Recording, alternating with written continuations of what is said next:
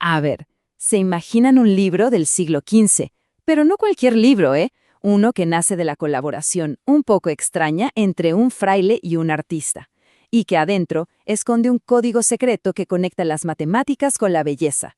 Bueno, de eso vamos a hablar hoy. Vamos a meternos de lleno en la historia de la divina proporción. Miren, por un lado tenemos el retrato de un fraile franciscano, un matemático, nada menos. Y por el otro, vean esa figura geométrica. Es de una complejidad, una belleza impresionante. Esto, de verdad, solo pudo haberlo hecho un maestro. Entonces la pregunta es obvia, ¿no? ¿Qué tienen que ver estas dos imágenes? Y es que esa es la pregunta clave de todo esto. ¿Cómo es posible que la colaboración entre dos personas que parecen tan distintas, un hombre de fe, de números y un genio del arte, cómo es que ellos juntos llegaron a definir una de las épocas más, pero más creativas de toda la historia?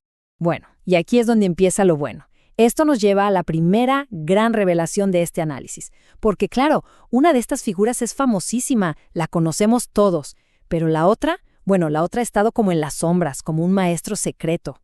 El artista era, como ya se estarán imaginando, el mismísimo Leonardo da Vinci. Y el fraile, bueno, él era Luca Pacioli. Y ojo, no era solo su amigo, era también su maestro de matemáticas. Todos esos dibujos tan complejos que vimos son de Leonardo. Él los hizo para el libro de Pacioli, La Divina Proporción, que se publicó allá por 1509.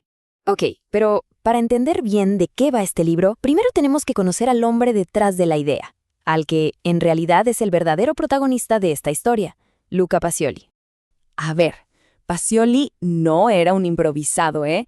Era un matemático súper importante de su tiempo. Se dedicó toda la vida a enseñar y a escribir. En 1494, por ejemplo, publica su obra más grande, La Suma, que era como la enciclopedia de las matemáticas de la época. Pero el momento que lo cambia todo es en 1496. Ahí llega a Milán y conoce a Leonardo. Y créanme, esa amistad iba a cambiar la historia del arte y de la ciencia para siempre. Y esta cita nos da una pista increíble sobre cómo era Pacioli de verdad. Su genialidad no estaba en descubrir fórmulas nuevas, no, él era un maestro apasionado y brillante. Sus libros no eran para nada aburridos, todo lo contrario, eran como sentarse a escuchar una de sus clases, ¿saben? Llenos de historias, de anécdotas, y así lograba que hasta las ideas más complicadas se entendieran fácil. Muy bien, ahora sí vamos al centro de todo, su obra más famosa. ¿Qué es exactamente la divina proporción? O sea, ¿por qué fue algo tan revolucionario en su momento? Ok, a ver, la divina proporción, que también se conoce como la proporción áurea, es una relación matemática muy especial. Y ojo, Pacioli no la inventó, para nada. Ya se conocía desde la antigüedad, pero lo que él hizo fue elevarla a otro nivel, a un estatus casi divino, conectándola directamente con Dios y con la belleza del universo. Piénsenlo así. Es como una fórmula para la armonía perfecta que podemos encontrar en todos lados, desde la espiral de un caracol hasta una galaxia entera. Es que para Pacioli, esto no era solo un jueguito de números, un concepto abstracto, no. Para él era, y lo dijo con estas palabras, la madre y reina de las artes. Él estaba convencido de que esta armonía de los números era la base secreta de toda la belleza que vemos en la pintura, en la escultura y sobre todo en la arquitectura. Y para que esto no quedara solo en la teoría, Pacioli llevó estos principios directamente al cuerpo humano. Él decía, por ejemplo, que la cabeza se basa en un triángulo equilátero, o que un rostro ideal se divide en 3 partes exactamente iguales. O sea, lo que estaba haciendo era, ni más ni menos, que crear un mapa matemático de la belleza humana. Ahora, volvamos a la dupla con Leonardo, porque es justo aquí donde el libro pasa de ser solo texto a convertirse en algo visualmente espectacular, algo que nunca se había visto. Pensemos en esto. Pacioli se dio cuenta de que explicar estas figuras tridimensionales tan complejas, los poliedros, solo con palabras era, pues, casi imposible. ¿Cómo lo solucionó? Necesitaba a un artista que las hiciera reales, visibles. Y el resultado, bueno, son los dibujos de Leonardo. Por primera vez en la historia, alguien logró mostrar estas figuras de una forma súper clara, artística, y que de verdad se sentía en 3 dimensiones. O sea, el punto clave aquí es que fue una colaboración perfecta, una simbiosis total. Pacioli ponía el conocimiento matemático, la teoría, y Leonardo ponía la genialidad artística para que esas teorías cobraran vida.